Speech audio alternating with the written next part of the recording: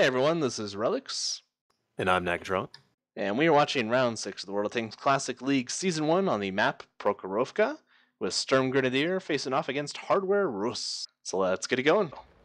Alright, starting out here with SG, we have two IS-7s, four T-110s, an E-50, and a T-54, and it looks like we are missing a bunch of points and no artillery. Should be interesting. Also, they've got a problem. One of their IS-7s hasn't loaded yet. Hardware Rus has two IS-7s, four T-110s, a Patton, two Type Bs, and a 50-2. So they've got full points, traditional loadout, and they're definitely more equipped to handle a map this open than Sturmgrenadiers. So this should be interesting here. SG is not wasting any time. They're getting all of their tanks at the 6 column, trying to make sure they own everything from the railroad east, which going against this much artillery is going to be huge. Well, there's that IS-7 finally loading in, and that T-50-2 lighting everything. They at least know what's up.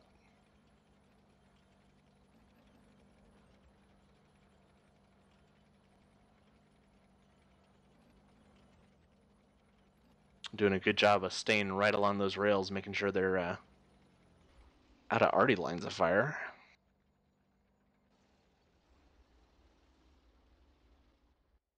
Big mystery here is whether they're going to push across that northern part or the middle. How exactly they plan on getting this push done. Yeah, that E-50 went straight over, right into that first valley there. That should drag some eyes with them, which will give at least one person cover to get over. But we'll see how well these UT-110s fare. Yeah, but the way these tanks are moving too, it seems kind of like this wasn't pre-planned. I wonder if there was maybe issues in the loading. They were calling a bunch of tanks back, and didn't look like anybody was sure where they were going.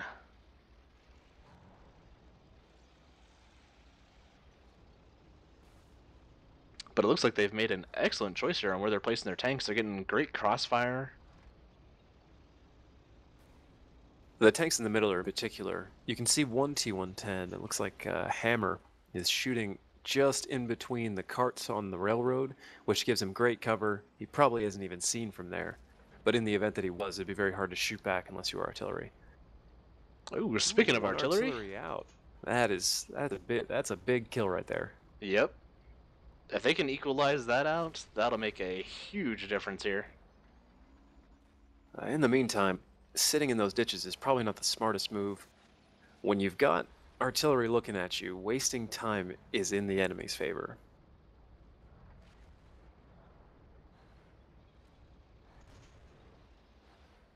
I'm almost wondering if those tanks there in the 6 at the top are even spotted.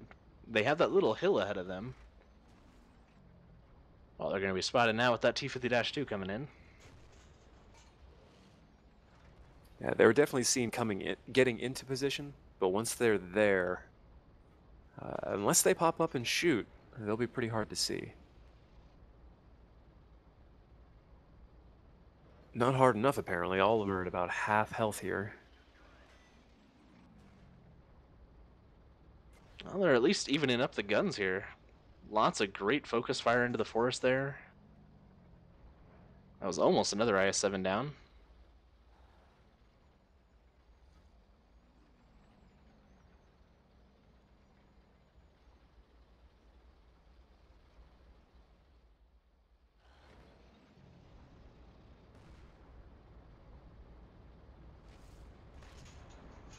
I haven't seen that 50-2 again in a while. I wonder if they're not using them for lighting. Maybe they're going to try to do a pullback with capping.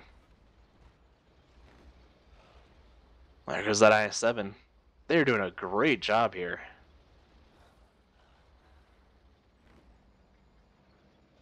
Although it looks like all their eyes are out, and Harbor Roos was able to get pulled back a little bit more. There's the cap.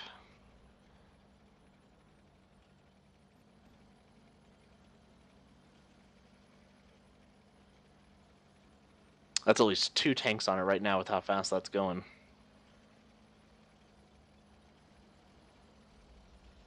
So that's probably the Patton, yeah, and the 50-2. Yep. Ooh, nasty hit on the scout.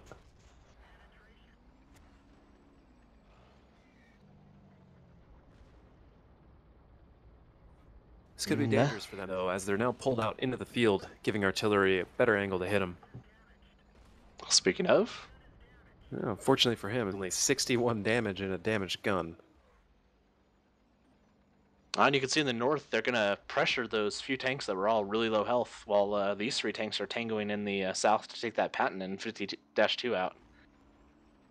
That is a great move. Try to divide their forces with something that it's not as huge of a deal.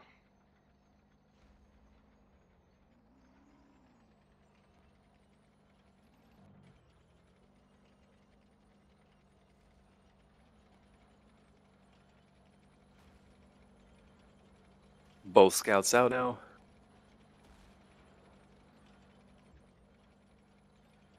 For Sturmgrenadier, that is. One's still kicking for Hardware Rus. This is about to be a really bad spot for Hardware Rus.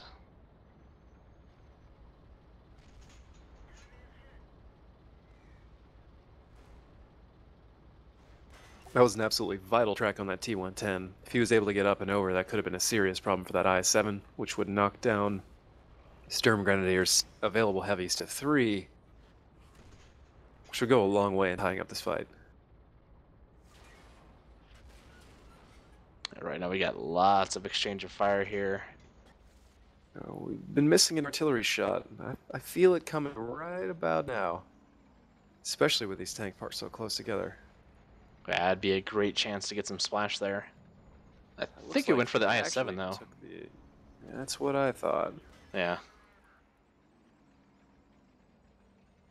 These T-110s are going to be a much softer target for him to kill.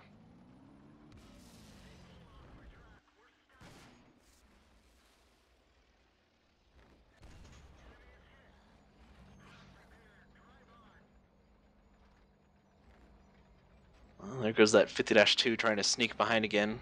Probably going for a cap and again trying to draw him back. Very close fit here, but SG looks like they might be about to drop some tanks. A lot of low health here. Yeah, they need to get their focus fire going here. Start knocking stuff out.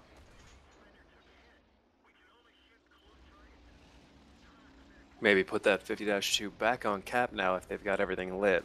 Cause some serious problems.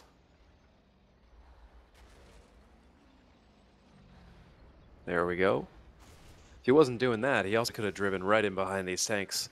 And with gold, could easily pen both the I-7 and the T-110 from behind, which is a problem that you can't ignore. Yeah. At about 100 HP a shot every 2.5 seconds. It may look like a small tank, but it still packs a punch. At least be a nuisance, make them draw their guns away from the other heavies. Who knows, he might light you on fire, damage an ammo rack. It's serious problems from a scout like that. I think that T-110 might get that IS-7 out. Or he might... I think he's in the clear there. This is going to be really big on artillery to make shots here in the next couple seconds. If you send the 50-2 to the cap like that, you need to have your artillery focused in, ready to help him out when the time comes. This is when not taking on the boxes really comes up and bites you.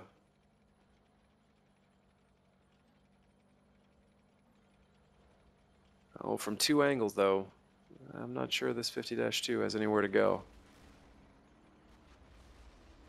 I think that was the artillery coming in. Yeah, trying to lead him there. Ooh, this is going to be close. If I remember correctly, the remaining T-110 is at 400, 500 health? Yeah, easily in at least 2-shot range here. I'm going to be amazed if they could pull this off with a 1-on-2 with one of them being artillery. All they need to do is slow play this and get some tracking in. Yeah, aim for the tracks. Keep them lit. Let artillery take care of it. Don't risk yourself. Try not to get shot.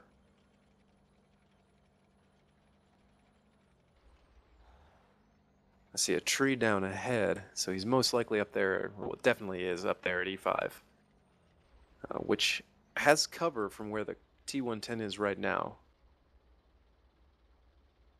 And it gives him good positioning if he did try to go over the railroad tracks, be able to see on both sides of where he's pushing.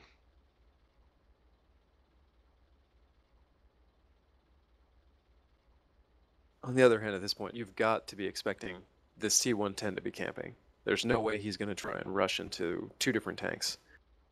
So it may be wise to pull out that T-110, drive him down the railroad, get some proxy lighting, just see if he's hiding in those bushes there before you try and take it from a different angle.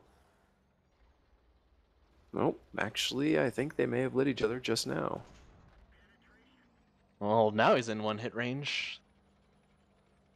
If he can back out of there enough and artillery make their shot, this could end it.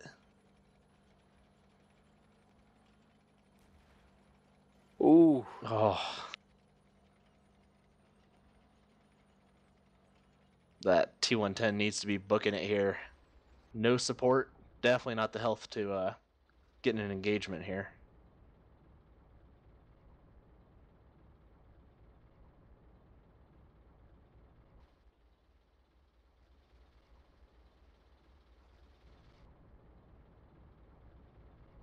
This would be the perfect time to do exactly what you're saying. Come down the other side of those railroad tracks and try to proxy light him.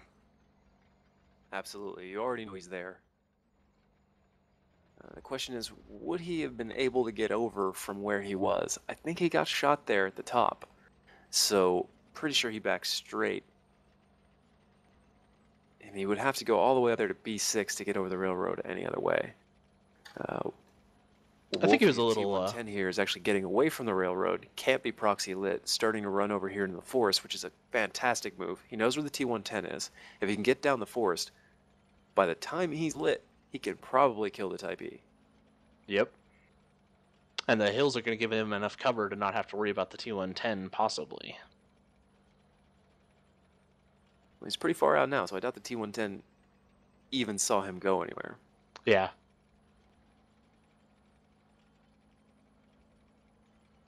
Hardware Bruce is probably trying to figure out how best to deal with that guy. May actually be running him down the railroad to get a proxy light, only to find that he's not there.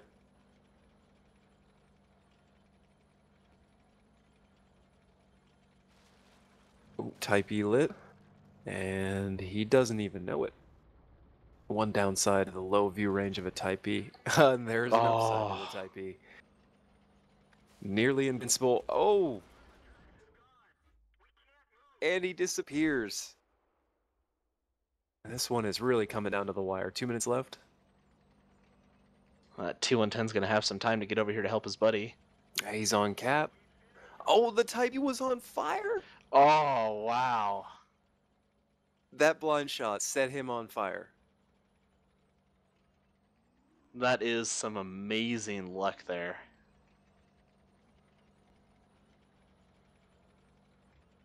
Every time I shoot a Type E, it just gets absorbed into the track, and he gets it lit on fire from the front. And you know how it always is. If you don't have a fire extinguisher equipped, you're probably going to catch on fire. Yep.